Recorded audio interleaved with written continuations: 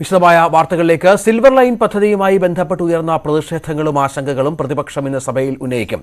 PC വിശ്വനാഥാണ് അടിയന്തര പ്രമേയത്തിന് അവതരണ അനുമതി തേടുന്നത്. യുക്രൈനിൽ നിന്ന് മടങ്ങിവന്ന വിദ്യാർത്ഥികളുടെ തുടർ പഠനം സംബന്ധിച്ച വിഷയം ശ്രദ്ധ ക്ഷണിക്കലായി സഭയിൽ വരുന്നുണ്ട്. മുഖ്യമന്ത്രി ഇക്കാര്യത്തിൽ മറുപടി നൽകും. ധനമന്ത്രി KN ബാലഗോപാൽ അവതരിപ്പിച്ച ബജറ്റിന്മേലുള്ള ചർച്ച ഇന്ന് ആരംഭിക്കും. ഉമേഷ് ബാലകൃഷ്ണൻ ഏറ്റവും പുതിയ വിവരങ്ങൾ പങ്കുവെക്കും. ഉമേഷ്, രണ്ട് പ്രധാനപ്പെട്ട വിഷയങ്ങൾ: ഒന്ന് ഉക്രൈനിലെ വിദ്യാർത്ഥികളുടെ തുടർ പഠനവുമായി ബന്ധപ്പെട്ട കാര്യങ്ങൾ, മറ്റൊന്ന് സിൽവർ ലൈൻ. ഏത് രീതിയിലാകും സഭയിൽ ഇന്ന് ചർച്ചയാവുക?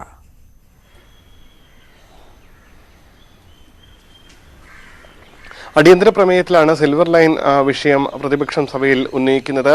പ്രധാനമായി ഭൂമി ഏറ്റെടുക്കലും അതുമായി ബന്ധപ്പെട്ടുണ്ടാകുന്ന പ്രതിഷേധങ്ങളും തന്നെയാണ് സിൽവർ ലൈൻ പദ്ധതിയുമായി ബന്ധപ്പെട്ട അടിയന്തര പ്രമേയ നോട്ടീസായി നൽകാൻ സാധ്യത. കുണ്ടറ MLA PC വിശ്വനാഥ് ആയിരിക്കും അടിയന്തര പ്രമേയത്തിന് നോട്ടീസ് നൽകാൻ സാധ്യതയുള്ളത്. എന്തായാലും ഈ വിഷയത്തിൽ സർക്കാരിന്റെ നിലപാട് നേരത്തെ തന്നെ പ്രഖ്യാപിച്ചിരുന്നു. ആ നിലപാടിൽ ഇന്നും ഉറച്ചു നിൽക്കാൻ തന്നെയാണ് സാധ്യത. എന്നാൽ കേരളത്തിൽ അങ്ങോളം ഇങ്ങോളമുള്ള കല്ലിടലുമായി ബന്ധപ്പെട്ട് നടക്കുന്ന പ്രതിഷേധങ്ങളും അനുമതി സംബന്ധിച്ച്, സിൽവർ ലൈനിന് അനുമതി സംബന്ധിച്ചുള്ള അന്തിമ അനുമതി ലഭിക്കാതെ സംബന്ധിച്ചുള്ള വിഷയങ്ങളുമെല്ലാം പ്രതിപക്ഷം ആയുധമാക്കുകയും ചെയ്യും. ഇതുകൂടാതെ DPR പൂർണ്ണതോതിൽ പുറത്തുവിട്ടിട്ടില്ല എന്നുള്ള ആക്ഷേപം നേരത്തെ തന്നെ പ്രതിപക്ഷത്തിന്റെ ഭാഗത്തു നിന്ന് ഉണ്ടാവുകയും ചെയ്തിരുന്നു. ഇക്കാര്യങ്ങളെല്ലാം ഇന്ന് നിയമസഭയിൽ ചർച്ചയാകും. ശ്രദ്ധ ക്ഷണിക്കലിലാണ് ഉക്രൈനിൽ നിന്ന് തിരികെ എത്തിയ MBBS വിദ്യാർത്ഥികളുടെ തുടർ പഠന വിഷയം സഭയിൽ പ്രതിപക്ഷം ഉന്നയിക്കുന്നത്. സ്വാഭാവികമായി ഇക്കാര്യത്തിൽ മുഖ്യമന്ത്രിയായിരിക്കും മറുപടി നൽകുന്നത്. പക്ഷേ കേന്ദ്ര നിലപാട് ഈ വിഷയത്തിൽ നിർണായകമാണ്. അക്കാര്യവും സഭയിൽ മുഖ്യമന്ത്രി അറിയിക്കും. ഇന്ന് മുതൽ തന്നെ സംസ്ഥാന ബജറ്റിന്റെ KN ബാലഗോപാൽ അവതരിപ്പിച്ച സംസ്ഥാന ബജറ്റിന്റെ മറുപടി പ്രസംഗങ്ങൾ ഇന്നു മുതൽ ആരംഭിക്കുകയും ചെയ്യും. രഞ്ജിത്ത്, സഭയിൽ ഇന്ന് രണ്ട് പ്രധാനപ്പെട്ട വിഷയങ്ങൾ ചർച്ചയ്ക്ക് വരുമെന്നുള്ളതാണ്. ചിന്താവാരികയ്ക്ക് മറുപടിയുമായി നവയുഗം. ചിന്തയിലെ ലേഖനത്തിൽ ഹിമാലയൻ വിഡ്ഢിത്തങ്ങളെന്ന് നവയുഗം പറയുന്നു. ശരിയും തെറ്റും അംഗീകരിക്കാൻ CPMന് ഒരിക്കലും കഴിഞ്ഞിട്ടില്ലെന്നും തെറ്റ് തുറന്നു പറയാതെ പഴയ തെറ്റുകളെ ന്യായീകരിക്കുന്നതായി നവയുഗത്തെ ലേഖനത്തിൽ വ്യക്തമാക്കുന്നു. ലേഖനത്തിൽ EMSനും വിമർശനമുണ്ട്. VV അരുൺ ചേരുന്നു. അരുൺ, വിവരങ്ങൾ. രജിത്ത്, CPM മുഖമാസികയായ ചിന്ത CPIക്ക് നടത്തിയ വിമർശനത്തിന് നവയുഗം മറുപടി നൽകിയിരിക്കുകയാണ്. ആ മറുപടി എന്ന പേരിൽ തന്നെയാണ് ഇന്ന് നവയുഗത്തിൽ ഈ വിമർശനം വന്നിരിക്കുന്നത്. ശരിയും തെറ്റും അംഗീകരിക്കാൻ ഒരിക്കലും CPMന് കഴിഞ്ഞിട്ടില്ല. ചിന്തയുടെ ലേഖനത്തിൽ ഹിമാലയൻ വിഡ്ഢിത്തങ്ങളാണ് CPM പറയുന്നതെന്ന് നവയുഗം പരിഹസിക്കുന്നു. തെറ്റ് തുറന്നു പറയാതെ പഴയ തെറ്റുകളെ ന്യായീകരിക്കുകയാണ്. ഈ ലേഖനത്തിൽ EMSനും രൂക്ഷ വിമർശനമുണ്ട്. പിളർപ്പിന് ശേഷമുള്ള അദ്ദേഹത്തിന്റെ നിലപാടുകൾ ശരിയല്ല എന്നാണ് നവയുഗം പറയുന്നത്. നക്സൽബാരി പ്രസ്ഥാനം ഉടലെടുത്തതിന്റെ ഉത്തരവാദിത്വം CPMനാണ്. ഇക്കാര്യത്തിൽ CPM സ്വയം വിമർശനം നടത്തണമെന്ന് നവയുഗത്തിലൂടെ CPI ആവശ്യപ്പെടുന്നു. യുവാക്കൾക്ക് സായുധ വിപ്ലവബോധം നൽകിയത് CPM ആണ്. ഇന്ത്യ ചൈന യുദ്ധകാലത്ത് കമ്മ്യൂണിസ്റ്റ് പാർട്ടി നേതാക്കളെ ജയിലിലാക്കിയിരുന്ന വാദം തെറ്റെന്നും പറയുന്നു. അറസ്റ്റായവരിൽ ചിത്തരഞ്ജനും ഉണ്ണിരാജ്യമടക്കം കേരളത്തിലെ 18 CPI നേതാക്കൾ ഉണ്ടായിരുന്നു. ഇവരെ ആരാണ് ജയിലിലടച്ചത്? കൂട്ടത്തിലുള്ളവരെ വർഗവഞ്ചകരെന്ന് വിളിച്ചത് EMS ആണെന്നും നവയുഗം ആരോപിക്കുന്നു. ശരി അരുൺ. സമാധാനം അകലെ.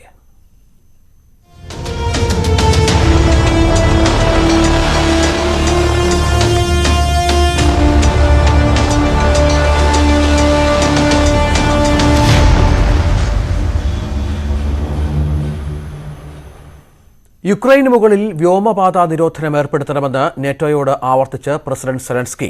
യുക്രൈൻ അതിർത്തിയിൽ പോളണ്ടിന് 25 കിലോമീറ്റർ അകലെ കഴിഞ്ഞ ദിവസം റഷ്യൻ വ്യോമാക്രമണത്തിൽ 35 പേർ കൊല്ലപ്പെട്ട പശ്ചാത്തലത്തിലാണ് യുക്രൈൻ പ്രസിഡന്റിന്റെ അഭ്യർത്ഥന. നെറ്റോ രാജ്യങ്ങൾക്ക് നേരെയും റഷ്യൻ ആക്രമണം ഉണ്ടായേക്കാമെന്നാണ് സെലൻസ്കിയുടെ മുന്നറിയിപ്പ്. അതേസമയം യുദ്ധം അവസാനിപ്പിക്കണമെന്ന് റഷ്യയോട് American state secretary Antony Blinken ആവശ്യപ്പെട്ടു. യുദ്ധം തുടരവേ ഇന്നും റഷ്യൻ യുക്രൈൻ പ്രതിനിധികൾ വീണ്ടും ചർച്ച നടത്തും. സരുൺ എ. ജോസ് ചേരുന്നു. സരുൺ, വീണ്ടും ഒരു ചർച്ചയ്ക്കുള്ള കളമൊരുങ്ങുകയാണ്. എന്തെങ്കിലും സമവായ സാധ്യതകൾ ഉരുത്തിരിയുന്നുണ്ടോ? രഞ്ജിത്ത് സൂചിപ്പിച്ച പോലെ യുക്രൈന്റെ പടിഞ്ഞാറൻ മേഖലയിലേക്ക് കൂടി റഷ്യ ആക്രമണം വ്യാപിപ്പിക്കുന്ന പശ്ചാത്തലത്തിലാണ് ഇപ്പോൾ സെലൻസ്കി നാറ്റോയോട് വീണ്ടും അഭ്യർത്ഥനയുമായി രംഗത്തെത്തിയത്. അതായത് കഴിഞ്ഞ ദിവസം പോളണ്ടിന് 25 കിലോമീറ്റർ അകലെ യുക്രൈൻ പ്രവിശ്യയിൽ റഷ്യ നടത്തിയ മിസൈൽ ആക്രമണത്തിൽ 35 പേർ കൊല്ലപ്പെട്ടിരുന്നു. ഈ ഒരു പശ്ചാത്തലത്തിലാണ് വീണ്ടും യുക്രൈന്റെ ആകാശത്ത് വ്യോമ നിരോധനം ഏർപ്പെടുത്തണമെന്ന ആവശ്യവുമായി സെലൻസ്കി രംഗത്ത് വന്നിട്ടുള്ളത്. ഇല്ലെങ്കിൽ ഈ അതിർത്തിയിൽ സംഭവിച്ചതുപോലെ മറ്റ് നാറ്റോ രാജ്യങ്ങളുടെ മേൽ റഷ്യൻ മിസൈലുകൾ പതിക്കും, അത് ഗുരുതരമായ സാഹചര്യം ഇടയാക്കുമെന്ന മുന്നറിയിപ്പ് സെലൻസ്കി നൽകുന്നുണ്ട്. നേരത്തെയും വ്യോമപാത നിരോധനം എന്ന ആവശ്യമുന്നയിച്ച് നാറ്റോയെ സെലൻസ്കി സമീപിച്ചിരുന്നു. പക്ഷേ അപ്പോൾ ഈ ആവശ്യം നിരസിക്കുന്ന ഒരു നിലപാടായിരുന്നു നാറ്റോയും അതുപോലെ തന്നെ മറ്റ് അമേരിക്ക ഉൾപ്പെടെയുള്ള രാജ്യങ്ങളും സ്വീകരിച്ചിരുന്നത്. വീണ്ടും അഭ്യർത്ഥനയുമായി സെലൻസ്കി രംഗത്ത് വരികയാണ്. രഞ്ജിത്ത് സൂചിപ്പിച്ച പോലെ ഇന്നും സമാധാന ചർച്ച നടക്കുന്നുണ്ട്. റഷ്യയും യുക്രൈനും തമ്മിലുള്ള 4ാം വട്ട ചർച്ചയാണ് യുക്രൈൻ സമയം രാവിലെ 10:30 ചേരുന്നത്. ഇതിൽ ഏതൊക്കെ വിഷയമാണ് ഈ ചർച്ചയ്ക്ക് വരിക എന്ന കാര്യത്തിൽ ഇപ്പോൾ വ്യക്തതയില്ല. വീഡിയോ കോൺഫറൻസ് വഴിയാണ് യോഗം. കഴിഞ്ഞ 3 തവണയും റഷ്യൻ യുക്രൈൻ പ്രതിനിധികൾ ബെലാറൂസിൽ വെച്ച് നേരിട്ടുള്ള ചർച്ചയായിരുന്നു നടത്തിയത്. പക്ഷേ ഇപ്പോൾ ഇന്നത്തെ ചർച്ച ഇത് വീഡിയോ കോൺഫറൻസ് വഴിയാണ് നടക്കുന്നത്. സെലൻസ്കി നാറ്റോയ്ക്ക് മുന്നറിയിപ്പ് നൽകിയതിന് തൊട്ട് പിന്നാലെ ഫ്രഞ്ച് പ്രസിഡന്റ് എമ്മാനുവേൽ മാക്രോണും അമേരിക്കൻ പ്രസിഡന്റ് ജോ ബൈഡനുമായി ചർച്ച നടത്തി. ഈ ഒരു യുക്രൈന്റെ പടിഞ്ഞാറൻ ഭാഗത്തേക്ക് റഷ്യ ആക്രമണം വ്യാപിപ്പിക്കുന്ന സാഹചര്യത്തിലാണ് ഇരു രാജ്യങ്ങളും തമ്മിൽ ചർച്ച നടത്തിയത്. സെലൻസ്കിയുമായി പിന്നീട് എമ്മാനുവേൽ മാക്രോൺ സംസാരിച്ചു. ഈ മുഴുവൻ ആക്രമണങ്ങളുടെയും അതിക്രൂര ആക്രമണം റഷ്യ നിർത്തണമെന്ന് American state secretary Antony Blinken ആവശ്യപ്പെട്ടു. ഇപ്പോൾ ഈ റഷ്യ നടത്തുന്ന ക്രൂരതയ്ക്ക് മുഴുവൻ ഉത്തരവാദിത്വവും റഷ്യക്ക് തന്നെയാണെന്നാണ് ഈ അമേരിക്കൻ പ്രസിഡന്റ് ജോ ബൈഡനുമായുള്ള കൂടിക്കാഴ്ചയ്ക്ക് ശേഷം ഇമ്മാനുവേൽ മാക്രോൺ പറഞ്ഞത്. അതിനിടെ ഈ ചൈനയുടെ സൈനിക സഹായം റഷ്യ തേടിയെന്നുള്ള വാർത്തകളും ഇപ്പോൾ പുറത്തു വരുന്നുണ്ട്. ഇന്നും 18ാം ദിവസമായ ഇന്നും യുക്രൈനിൽ റഷ്യ ആക്രമണം തുടരുന്ന ഒരു സാഹചര്യമാണുള്ളത്. കഴിഞ്ഞ ദിവസം മെലിറ്റോപോൾ മേയറെ റഷ്യൻ സൈനികർ തട്ടിക്കൊണ്ടുപോയതായുള്ള വാർത്തകൾ വന്നിരുന്നതിന് പിന്നാലെ ഇപ്പോൾ നിപ്രോ പ്രവിശ്യയിലെ മേയറെയും റഷ്യ തട്ടിയെടുത്തുള്ള വാർത്തകൾ ഇപ്പോൾ പുറത്തു വരുന്നുണ്ട്. രഞ്ജിത്ത്, ശരി. കാസർഗോഡ് DFO പി ധനേഷ് കുമാറിനെ വീണ്ടും സ്ഥലം മാറ്റിയ സംഭവത്തിൽ വനമന്ത്രിക്കെതിരെ CPM രംഗത്ത്. സ്ഥലമാറ്റ ഉത്തരവ് റദ്ദാക്കണമെന്നാവശ്യപ്പെട്ട് CH കുഞ്ഞമ്പു MLA വനമന്ത്രിക്ക് കത്ത് നൽകി. Kasaragod forest divisional officer P Dhanesh കുമാറിനെ സോഷ്യൽ ഫോറസ്ട്രി വിഭാഗത്തിലേക്ക് സ്ഥലം മാറ്റിയ സംഭവത്തിലാണ് വനം മന്ത്രിക്കെതിരെ CPM രംഗത്തെത്തിയത്. മുട്ടിൽ മരമുറി കേസിലെ അന്വേഷണ സംഘത്തലവനായിരുന്ന ധനേഷിനെ 6 മാസം മുമ്പാണ് കാസർഗോട്ടേക്ക് മാറ്റിയത്. കഴിഞ്ഞ ദിവസം സോഷ്യൽ ഫോറസ്ട്രിയിലേക്ക് സ്ഥലം മാറ്റിക്കൊണ്ടുള്ള ഉത്തരവിറങ്ങി. വനം വകുപ്പിലെ താൽക്കാലിക വാച്ചർമാരെ പിരിച്ചുവിട്ട് പാർട്ടി നിർദ്ദേശിക്കുന്നവരെ നിയമിക്കണമെന്ന NCP നേതാക്കളുടെ ആവശ്യം ധനേഷ് നിരാകരിച്ചിരുന്നു. മാത്രമല്ല, സ്ഥലത്തെ 3 ക്വാറികൾക്കെതിരെ അന്വേഷണവും ആരംഭിച്ചു. ഇതാണ് NCP നേതാക്കളെ ചൊടിപ്പിച്ചതെന്നാണ് ആരോപണം. അതേസമയം ധനേഷിന് CPM കാസർഗോഡ് ജില്ലാ കമ്മിറ്റിയുടെ പിന്തുണയുണ്ടായിരുന്നു. ധനേഷിനെ വീണ്ടും മാറ്റാൻ നീക്കം തുടങ്ങിയപ്പോൾ തന്നെ CH കുഞ്ഞമ്പു MLA വനം മന്ത്രിക്ക് കത്തു നൽകിയെങ്കിലും ഫലമുണ്ടായില്ല. സ്ഥലം മാറ്റ ഉത്തരവ് ഇറങ്ങിയതിന് പിന്നാലെ MLA വീണ്ടും മന്ത്രി AK ശശീന്ദ്രന് കത്ത് നൽകി. ധനേഷിന്റെ സ്ഥലം മാറ്റ ഉത്തരവ് റദ്ദാക്കണമെന്നാണ് ആവശ്യം. ഇതേ നിലപാടിലാണ് മുൻ മന്ത്രി E ചന്ദ്രശേഖരനും NI നെല്ലിക്കുന്ന MLA അടക്കമുള്ളവരും. പി ധനേഷ് കുമാറിനെ മാറ്റരുതെന്നാവശ്യപ്പെട്ട് CPM MLA 2 തവണ വനം മന്ത്രി AK ശശീന്ദ്രന് കത്ത് നൽകിയിരുന്നു. എന്നാൽ ഇത് അവഗണിച്ചതോടെയാണ് വനം മന്ത്രിക്കെതിരെ CPM പരസ്യമായി രംഗത്ത് വന്നിരിക്കുന്നത്. S Vinesh Kumar, news 18, Kozhikode. ഗോത്രവർഗ പഞ്ചായത്തായ ഇടമലക്കുടിയും ഇനി വികസനത്തിന്റെ പാതയിൽ. ഇടമലക്കുടി സമഗ്ര വികസന പദ്ധതിക്കായി സംസ്ഥാന സർക്കാർ ബഡ്ജറ്റിൽ 15 കോടി രൂപയാണ് വകയിരുത്തിയിരിക്കുന്നത്. കഴിഞ്ഞ സർക്കാരിന്റെ കാലത്ത് വൈദ്യുതി അടക്കം ചില കുടിലുകളിൽ എത്തിച്ചിരുന്നുവെങ്കിലും റോഡും മറ്റ് അടിസ്ഥാന വികസനങ്ങളും ഇപ്പോഴും ഇടമലക്കുടിക്ക് അന്യമാണ്. സംസ്ഥാനത്തെ ഏക ഗോത്രവർഗ പഞ്ചായത്തായ ഇടമലക്കുടി നിലവിൽ വന്നിട്ട് 1 പതിറ്റാണ്ട് പിന്നിടുമ്പോഴും ഇന്നും ഈ മേഖലയിൽ വികസനം എത്തി നോക്കിയിട്ടില്ല. പാർപ്പിടം, കുടിവെള്ളം, റോഡ് തുടങ്ങിയ അടിസ്ഥാന വികസനങ്ങൾ ഇടമലക്കുടിക്കാർക്ക് അന്യമാണ്. ഗതാഗതയോഗ്യമായ റോഡ് ഇല്ലാത്തതിനാൽ മഴക്കാലമാകുന്നതോടെ ഇടമലക്കുടിക്കാർ എന്നും ഒറ്റപ്പെടാറാണ് പതിവ്. ആശുപത്രിയുടെയും മറ്റും നിർമ്മാണ പ്രവർത്തനങ്ങൾ നടന്നുവരുന്നുണ്ടെങ്കിലും പഞ്ചായത്ത് രൂപീകൃതമായി 1 പതിറ്റാണ്ട് പിന്നിടുമ്പോഴും പഞ്ചായത്ത്, വില്ലേജ് തുടങ്ങിയ ഓഫീസുകളും ഇവിടേക്ക് പ്രവർത്തനം മാറ്റാൻ കഴിഞ്ഞിട്ടില്ല. പഞ്ചായത്ത് ഓഫീസ് ഇപ്പോഴും പ്രവർത്തിക്കുന്നത് ദേവികുളത്താണ്. ഇത്തരം പ്രതിസന്ധികളെല്ലാം നിലനിൽക്കുന്ന സമയത്താണ് സംസ്ഥാന സർക്കാർ ഇടമലക്കുടിയുടെ സമഗ്ര വികസനം ലക്ഷ്യമിട്ട് ബജറ്റിൽ തുക നീക്കിവച്ചിരിക്കുന്നത്. 15 കോടി രൂപയാണ് വകയിരുത്തിയിരിക്കുന്നത്. ഇതോടെ റോഡടക്കമുള്ള അടിസ്ഥാന വികസനങ്ങൾ ഇവിടേക്കെത്തുമെന്ന പ്രതീക്ഷയിലാണ് ഇടമലക്കുടിയിലെ ആദിവാസി കുടുംബങ്ങൾ. ന്യൂസ് 18 ഇടുക്കി. MLA ഓഫീസ് എന്നൊക്കെ കേട്ട് പരിചയമുണ്ടെങ്കിലും പഞ്ചായത്ത് മെമ്പറുടെ ഓഫീസ് എന്ന് അധികം ആരും കേട്ടിരിക്കാൻ സാധ്യതയില്ല. എങ്കിൽ അത്തരത്തിൽ ഒരു ഓഫീസ് ഒരുക്കിയിരിക്കുകയാണ് കണ്ണൂർ ചപ്പാരപ്പടവിലെ M മൈമൂനഞ്ഞ് മെമ്പർ. പഞ്ചായത്ത് മെമ്പർക്കായി ഓഫീസ് എന്ന് കേൾക്കുമ്പോൾ ആദ്യമൊക്കെ അതിശയം തോന്നിയേക്കാം. എങ്കിൽ ചപ്പാരപ്പടവിലെ പറക്കോടെത്തിയാൽ മെമ്പറുടെ ഒരു അടിപൊളി ഓഫീസ് കാണാം. പറക്കോട് അംഗൻവാടി പ്രവർത്തിക്കുന്ന കെട്ടിടത്തിലാണ് മെമ്പർ ആധുനിക സൗകര്യങ്ങളോടെയുള്ള ഓഫീസ് തുറന്നിരിക്കുന്നത്. മുൻ പഞ്ചായത്ത് പ്രസിഡന്റ് കൂടിയായ മൈമൂനത്ത് ജനകീയ വിഷയങ്ങളിൽ ശക്തമായ ഇടപെടൽ നടത്തുന്ന ജനപ്രതിനിധി കൂടിയാണ്. ജനസേവനങ്ങൾ കൂടുതൽ സുതാര്യമാക്കുക എന്നതാണ് ഇതുവഴി ലക്ഷ്യമിടുന്നത്. ഓഫീസിന്റെ ഉദ്ഘാടനം പഞ്ചായത്ത് പ്രസിഡന്റ് സുനിജ ബാലകൃഷ്ണൻ നിർവഹിച്ചു. ചെറിയ ചെറിയ നിസ്സാര കാര്യങ്ങൾക്ക് പോലും പഞ്ചായത്ത് ഓഫീസിലേക്ക് കയറി ഇറങ്ങാൻ മടി കാരണം ആളുകൾ ഈ ആനുകൂല്യം കൃത്യമായി കൈപ്പറ്റാൻ മടിക്കുന്ന ഒരു സാഹചര്യമുണ്ട്. അതോടൊപ്പം ഒരു വാർഡ് മെമ്പറെ ഇവിടെ പോയി ചെന്ന് കാണണം എന്നുള്ള ഒരു ആശങ്കയൊക്കെ ഉണ്ടാകും. അപ്പോൾ ഒരു കൃത്യമായ സമയത്ത് വാർഡ് മെമ്പർ ഇന്ന് ഈ സ്ഥാപനത്തിൽ ഉണ്ടാകും എന്ന് പറയുമ്പോൾ ആളുകൾക്ക് വന്ന് നേരിട്ട് കാണുവാനും അവരുടെ പരിവേദനങ്ങളും പരാതികളും ബോധിപ്പിക്കാനുള്ള ഒരു വേദിയായി ഇത്തരം കേന്ദ്രങ്ങൾ മാറും എന്നുള്ള കാര്യത്തിൽ യാതൊരു തർക്കവുമില്ല. പഞ്ചായത്തുമായി ബന്ധപ്പെട്ട എല്ലാ സേവനങ്ങളും ഈ ഓഫീസിലെത്തിയാൽ ഓൺലൈനായി ചെയ്തു നൽകും. ഇതുകൂടാതെ വാർഡിൽ വരുത്തേണ്ട വികസന പ്രവർത്തനങ്ങളും പൊതുജനത്തിന് മെമ്പറുമായി ചർച്ച ചെയ്യാം. ന്യൂസ് 18 ചപ്പാരപ്പടവ്. 21-ാം വയസ്സിൽ ബസിന്റെ വളയം കൈകളിൽ ഭദ്രമാക്കി കാസർഗോഡ് കരിച്ചേരിത്തൊട്ടിയിലെ ആതിര. ട്രാൻസ്പോർട്ട് വാഹനങ്ങൾ ഓടിക്കാനുള്ള ലൈസൻസ് സ്വന്തമാക്കിയ ആതിരയ്ക്ക് ഭാവിയിൽ മോട്ടോർ വെഹിക്കിൾ ഇൻസ്പെക്ടറാകണമെന്നാണ് ആഗ്രഹം. കാറും ബൈക്കും ലോറിയുമെല്ലാം ഓടിക്കുന്ന വനിതകളെ നമ്മൾ കണ്ടിട്ടുണ്ട്. എന്നാൽ ചെറുപ്രായത്തിൽ തന്നെ ബസിന്റെ വളയം കൈകളിൽ ഭദ്രമാക്കിയിരിക്കുകയാണ് കരിച്ചേരിത്തൊട്ടിയിലെ KR ആതിര. ചെറുപ്പത്തിലെ വാഹനങ്ങൾ ഓടിക്കാനുള്ള താല്പര്യമാണ് ആതിരയെ ഇതിലേക്ക് നയിച്ചത്.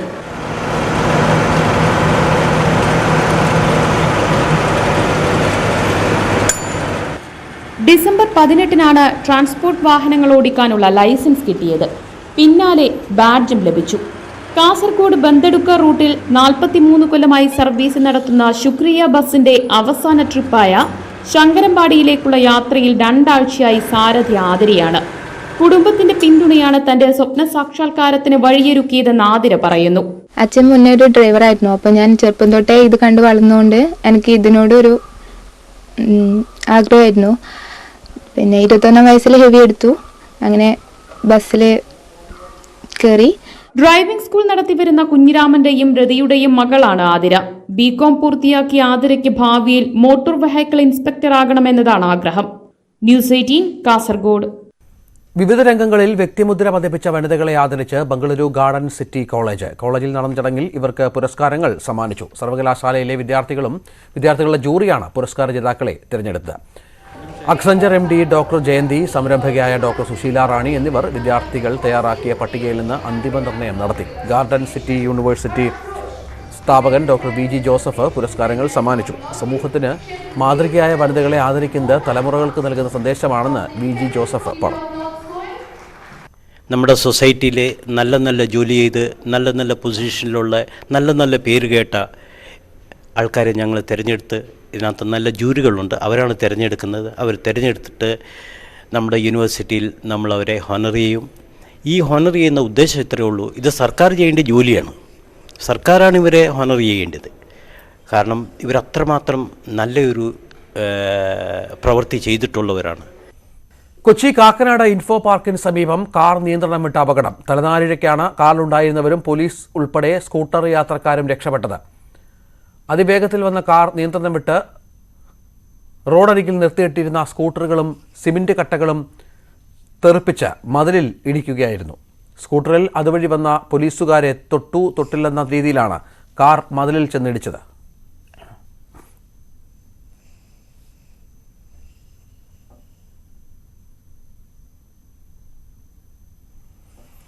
സന്ധ്യ കഴിഞ്ഞാൽ കണ്ണൂർ മയ്യിൽക്കാർക്ക് ഇപ്പോൾ ആഘോഷമാണ്. വലിപ്പ ചെറുപ്പമില്ലാതെ ഇവർ ഒത്തുകൂടും നാടകം പഠിക്കാൻ. പ്രൊഫഷണൽ നാടകങ്ങളിൽ നിന്നും വ്യത്യസ്തമായി പുതിയ നാടകരീതി പരിചയപ്പെടുത്തുക കൂടിയാണ് ഇവർ ചെയ്യുന്നത്.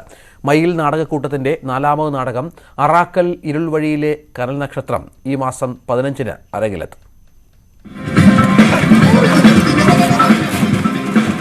നഷ്ടപ്പെട്ടു പോകുന്ന ഗ്രാമീണ നാടകവേദിയെ തിരിച്ചുപിടിക്കാനാണ് കലയെ സ്നേഹിക്കുന്ന ഒരു പറ്റം ആളുകൾ ചേർന്ന് മയ്യിൽ നാടകക്കൂട്ടത്തിന് രൂപം കൊടുത്തത്. വ്യത്യസ്തമാർന്ന നാടകാവതരണത്തിലൂടെ ഇതിനോടകം തന്നെ ഇവർ പ്രേക്ഷക ശ്രദ്ധ നേടിക്കഴിഞ്ഞു. മൊറാഴ സമരനായകൻ അറാക്കൽ കുഞ്ഞിരാമന്റെ ജീവചരിത്രമാണ് ഇത്തവണ നാടകത്തിനായി ഇവർ തിരഞ്ഞെടുത്തത്. സ്വന്തം നാട്ടുകാരൻ തന്നെ കേന്ദ്ര കഥാപാത്രമായി എത്തുന്നതിന്റെ സന്തോഷവും ഇവർ പങ്കുവയ്ക്കുന്നു. എന്നെ നിർമ്മിച്ച ചരിത്രത്തെ നോക്കി ഞാൻ പോരാടുവാൻ പഠി. ഇന്ന് പലപ്പോഴും നമ്മുടെ പല പ്രവർത്തനങ്ങളും എന്താണ് തനിക്ക് മെച്ചം കിട്ടുമെന്ന് ആലോചിക്കുന്ന ഒരു കാലമാണ്. അപ്പോൾ അങ്ങനത്തെ ഒരു കാലത്ത് ഇങ്ങനൊരു മനുഷ്യൻ ജീവിച്ചിരുന്നു എന്നുള്ള ഒരു ബോധം നമ്മുടെ സമൂഹത്തിൽ ഉണ്ടാക്കി കൊടുക്കേണ്ടത് ഞാനൊരു രാഷ്ട്രീയ പ്രവർത്തകനല്ലെങ്കിലും ഒരു രാഷ്ട്രീയ ബോധമുള്ള ഒരു മനുഷ്യൻ എന്നുള്ള നിലയിൽ അങ്ങനെ ചെയ്യേണ്ടതാണ് എന്നുള്ളൊരു ബോധ്യമാണ് ഞങ്ങൾ ഈ നാടകക്കൂട്ടത്തിലെ ആളുകളെ നയിക്കുന്ന പ്രധാനപ്പെട്ട രാഷ്ട്രീയ ബോധം. 1940 സെപ്റ്റംബർ 15 കേരളത്തിലെ കമ്മ്യൂണിസ്റ്റ് പാർട്ടി ഘടകം രൂപീകരിച്ചതിനു ശേഷമുള്ള ആദ്യത്തെ ചെറുത്തുനിൽപ്പ് സമരം. മർദ്ദക പ്രതിഷേധ ദിനാചരണത്തിന്റെ ഭാഗമായി മൊറാഴയിൽ നടന്ന പൊതുയോഗത്തെ ബ്രിട്ടീഷ് പോലീസ് ആക്രമിച്ചു. സഖികെട്ട ജനങ്ങൾ പോലീസുകാർക്കെതിരെ തിരിഞ്ഞു. ആ ചെറുത്തുനിൽപ്പ് സമരത്തിന് നേതൃത്വം നൽകിയത് അറാക്കൽ കുഞ്ഞിരാമനായിരുന്നു.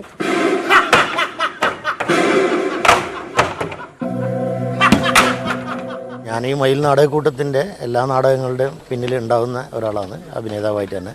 അപ്പോൾ തീർച്ചയായിട്ടും മയിൽ നാടകക്കൂട്ടം ഒരു നാടകം, നാലാമതൊരു നാടകം ചെയ്യുമ്പോൾ ആ നാടകത്തിൻ്റെ ഭാഗമൊക്കെ ആവുക എന്ന ഉദ്ദേശത്തിലാണ് ക്യാമ്പിൽ പങ്കെടുത്തത്.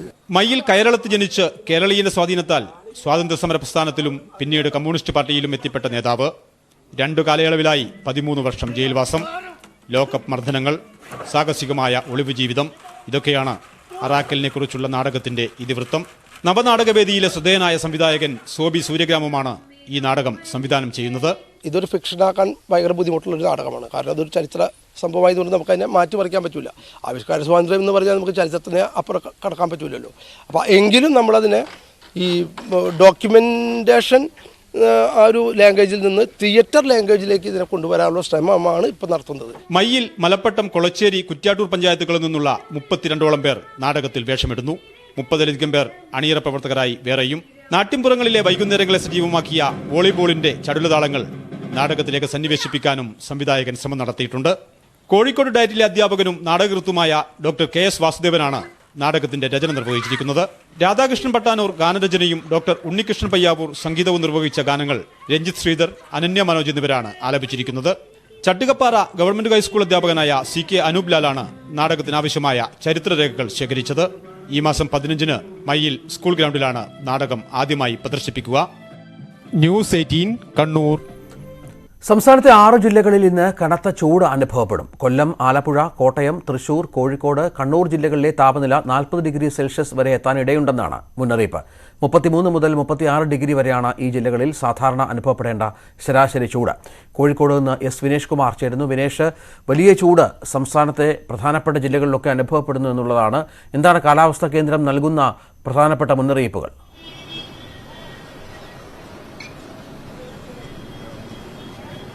രഞ്ജിത്ത്, അടുത്ത ദിവസങ്ങളിൽ ചൂട് വർദ്ധിക്കാനുള്ള ഒരു സാധ്യത തന്നെയാണ് പറയുന്നത്. കാരണം 35-36 ഡിഗ്രി വരെ ചൂട് അനുഭവപ്പെടുന്നുണ്ട്. ഇന്നലെയെല്ലാം തന്നെ കടുത്ത ചൂട് അനുഭവപ്പെടുന്ന ഒരവസ്ഥയുണ്ട്. സാധാരണ ഈ മറ്റു തൊഴിൽ, അതായത് ഈ പുറത്ത് ജോലി ചെയ്യുന്ന ആളുകളെയാണ് ഇത് കാര്യമായി തന്നെ ബാധിക്കുന്നത്. പക്ഷേ ഇതിൽ കൃത്യമായൊരു മുന്നറിയിപ്പ് സർക്കാരിന്റെ ഭാഗത്തുനിന്ന് ഉണ്ടായിട്ടില്ല എന്നുള്ളതാണ് എടുത്തു പറയേണ്ട കാര്യം. സാധാരണ നിലയിൽ 11:30 മുതൽ 11:30ക്കും 3 മണിക്കും ഇടയിൽ പുറത്തുള്ള ജോലികൾ ചെയ്യുന്നവർ ചെയ്യരുത്, ഇത്തരത്തിലുള്ള കെട്ടിട നിർമ്മാണം, മറ്റു ജോലികൾ ചെയ്യരുതെന്ന് സർക്കാരിന്റെ ഒരു നിർദ്ദേശമുണ്ടായിരുന്നു. എന്നാൽ ഇത്തവണ അത്തരത്തിലൊരു നിർദ്ദേശങ്ങളിലേക്കൊന്നും കടന്നിട്ടില്ല. പക്ഷേ വരും ദിവസങ്ങളിൽ ഇത് വർദ്ധിക്കാൻ സാധ്യതയുണ്ട്. പ്രത്യേകിച്ച് ഏപ്രിൽ, മെയ് മാസങ്ങളിലാണ് ചൂട് സാധാരണ വർദ്ധിക്കുക. പക്ഷേ ഇപ്പോൾ ഇത് മാർച്ച് പകുതിയാവുമ്പോൾ തന്നെ വലിയ ചൂട് അനുഭവപ്പെടുന്നുണ്ട്. നമുക്കറിയാം, സാധാരണ ഈ എല്ലാ ചൂടിലും പുറത്ത് ജോലി ചെയ്യുന്ന ശുചീകരണ തൊഴിലാളികളെ പോലുള്ളവരെയാണ് ബാധിക്കുക. ഇപ്പോൾ നമ്മുടെ കൂടെ ശുചീകരണ തൊഴിലാളികളുണ്ട്. എങ്ങനെയാണ് ചൂട് ഇപ്പൊ തന്നെ കൂടിയില്ലേ? ചൂട് കൂടി. ഇന്നിപ്പോ ഈ 3 ദിവസം ഇപ്പൊ കൂടുതലാണെന്നാണ് പറയുന്നത്. ഇന്നലെ ഇന്നും നാളെ പേപ്പറിലൊക്കെ കണ്ടിരുന്നു 3 ദിവസം കൂടുതലാന്നുള്ളത്. തൊഴിലാളികളുടെ ടൈമൊക്കെ മാറ്റുന്നുണ്ട്. ഞങ്ങൾക്ക് രാവിലെ 6:30 മുതൽ 12:30 വരെയാണ് ടൈം. അതിനിപ്പോ 6 മണിയാക്കിയിട്ട് 12 ആക്കുന്നുണ്ട്. മറ്റു സ്ഥലങ്ങളിലൊക്കെ 7 മുതലുള്ളത് 6:30 ആക്കുക. അങ്ങനെയുള്ള എല്ലാ പരിപാടിയും ഇപ്പം വെള്ളമൊക്കെ കുടിച്ചിങ്ങനെ. ഇന്നലെയൊക്കെ അത്യാവശ്യം നല്ല ചൂട് തന്നെയാണ് ഉണ്ടാവുക. രാത്രി ചെറിയൊരു തണുപ്പുണ്ടാവും, പക്ഷെ പകല് നല്ല ചൂട് തന്നെയാണ് ഉണ്ടാവുക. ഇപ്പൊ ചൂട് കൂടാനുള്ള സാധ്യതയാണ് വരാൻ പോണത്. അല്ല, ഞങ്ങള് ആവശ്യപ്പെടുന്നതല്ല, ഗവൺമെന്റ് എല്ലാ തൊഴിലാളികൾക്കും കൊടുക്കുന്നതാണ്. അതേമാതിരി ഞങ്ങൾക്കും കിട്ടുന്നതാണ്. അത് പൊതുജനങ്ങൾ, ഞങ്ങൾക്ക് പ്രത്യേകിച്ച് ഞങ്ങൾക്ക് മാത്രമല്ല, സ്റ്റാൻഡിനകത്ത് പൊതുജനങ്ങൾക്ക് കുടിക്കാനായിട്ടൊരു വെള്ളം പൊതുവായിട്ടില്ല. ഒരു പൈസ എടുത്ത് കുപ്പിവെള്ളം എടുത്ത് വാങ്ങി കുടിക്കണം. അപ്പോൾ അതിനുള്ള സജ്ജീകരണം ഇവിടെ വേണം. പിന്നെ വെയിൽ നല്ല കാടി. സാധാരണ പോലെ ഒരു 11 മണിക്കും 3 മണിക്കും ഇടയിൽ ഒരു ഇടവേള സർക്കാർ തീരുമാനിച്ചിട്ടുണ്ടല്ലോ. പിന്നെ രാവിലെ ഞങ്ങൾ ഇപ്പോൾ ചിലപ്പോൾ രാവിലെ 6 മണിക്ക് തുടങ്ങും. ഇതിന്റെ അരമണിക്കൂർ മുന്നേ കഴിഞ്ഞ ഉഷ്ണകാലങ്ങളെക്കാൾ കൂടുതൽ പ്രശ്നങ്ങളിലേക്ക് പോവുകയാണ്. കൂടുതലാണ്, കഴിഞ്ഞ വളരെ കൂടുതലാണ് ഇപ്പോൾ ഉള്ളത്. കാരണം ഒരു 10 മണിയാകുമ്പോഴത്തേക്കും ഞങ്ങൾ തളർന്നു കഴിഞ്ഞു ജോലിക്കാർ. ദിനേഷ് കുമാറാണ് ചൂടിന്റെ വിവരങ്ങളുമായി തൊഴിലാളികൾക്കൊപ്പം ചേർന്നത്.